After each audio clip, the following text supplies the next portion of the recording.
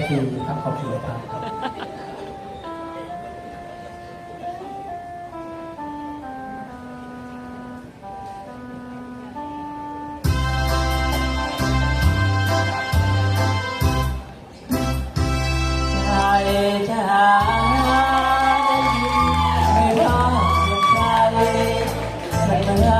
คน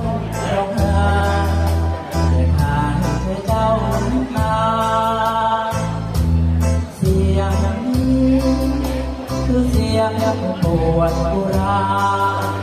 จึงร้องวันหาไก่จ้างลบหน้าไปไหน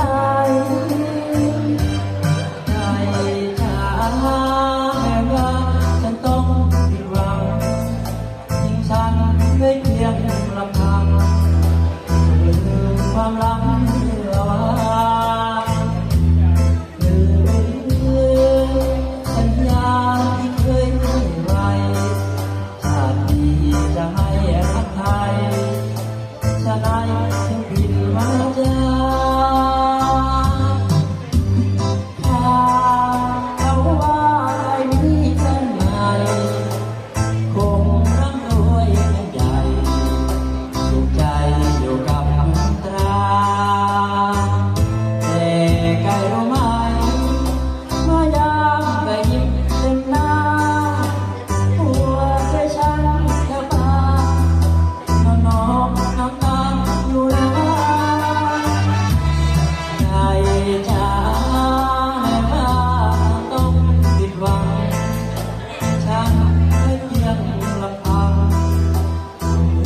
ความรักเมื่อวานเปรียบเหมือนรูปลอยชมบนกระดาษจงรักเขานานๆถึงฉันจะเตือนไก่จ้าร้องไห้ฉันได้แต่ทุกวันทุกวันน้ำตาต้องหยดลงที่นอนเปียกเพื่อนนอนด้วยน้ำตา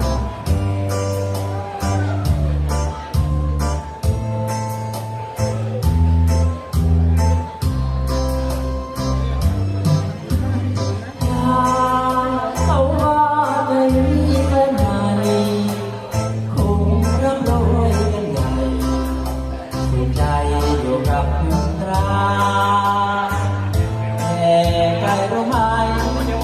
เมื่อยามไก่ยิ้มเต็มหน้าหัวใจฉันจะบ้า